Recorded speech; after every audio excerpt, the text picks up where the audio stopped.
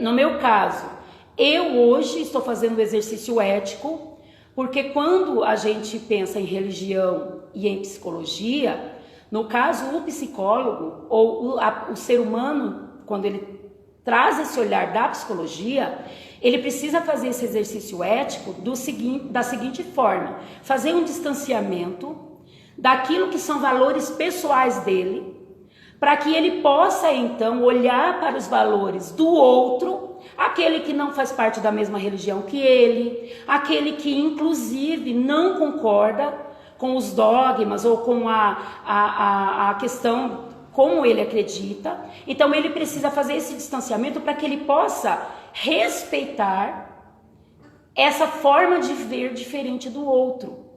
E essa é a minha postura nesse momento aqui, porque como muitos de vocês que estão aqui sabem, eu faço parte de um grupo religioso, né?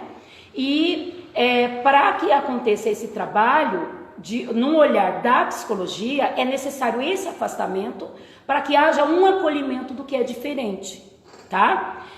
Também é importante a gente falar que a psicologia, ela reconhece o que é a diversidade. Então, por exemplo, a diversidade social, a diversidade religiosa. Por quê? Porque essa diversidade, ela faz parte, como eu disse há pouco tempo, do psiquismo. Então, a espiritualidade, ela está dentro deste monte, desses inúmeros pontos, itens que compõem o psiquismo. A espiritualidade, ela está nessa dimensão da subjetividade do ser humano, tá? E então aí quando eu penso sobre isso, eu vou trazer um pouco para minha vivência, né? Então eu tenho feito muitos estudos, fazendo esse afastamento para poder acolher aquilo que é diferente, porque a religião que eu gostaria de apresentar hoje para vocês, para a gente conversar um pouco, ela é uma religião que há mais de 2000 anos aí, ela tem e se expressa com um comportamento moral, né? Ela é uma tradição religiosa evangélica protestante, a tradição que é herdeira lá da Reforma Protestante do Martinho Lutero, século XVI mais ou menos aproximadamente. E a gente entende que daí pensando na igreja, né, aqui no aspecto de religião, ela é um recorte da sociedade. Então quando a gente pensa na igreja em geral, a gente pensa num recorte da sociedade. Então vai ter aquela sociedade que acolhe, aquelas pessoas que se abrem, mas também vai ter aquelas pessoas que talvez elas vão ter um pouco de preconceito, entende? Então é mais ou menos esse recorte que eu quero conversar um pouco hoje com os meus convidados, que são pessoas que têm a vivência nesse sentido. Também é importante a gente falar que esse recorte, ele é um recorte da sociedade, mas sobretudo é um recorte da cultura brasileira. Porque você imagina 2000 anos de um comportamento moral acontecendo. É uma cultura entranhada e colocada e posta, né? E aí a religião, ela se articula entre 3 pilares. Então, por exemplo, ela tem o dogma, que é a crença, neste caso da religião como tradição religiosa evangélica protestante, é o dogma da crença em Deus, né?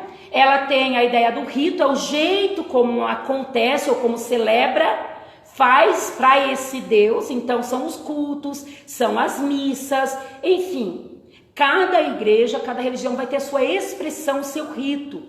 E o tabu, que é o código moral, né? Que muita gente vai conhecer como pecado, que é uma forma de contenção.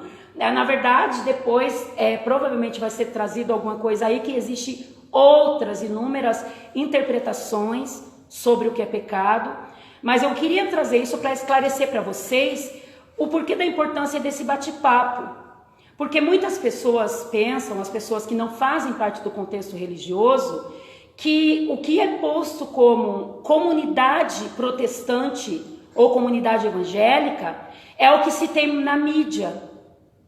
E eu tenho a experiência de, durante muitos anos, conhecer pessoas que se expressam no seu cotidiano de uma forma muito honesta, muito acolhedora, muito que abraça, muito com formato de amor.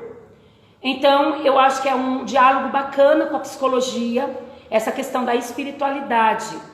E linkando aí um terceiro ponto, que é a música. A gente sabe que a música hoje existe, né, a musicoterapia, como aí, né, existe graduações, enfim, como um trabalho maravilhoso, que ele vem ao encontro de um tratamento para as pessoas através da música. A gente sabe que a música, ela expressa e ela fala com aquilo que tem no ser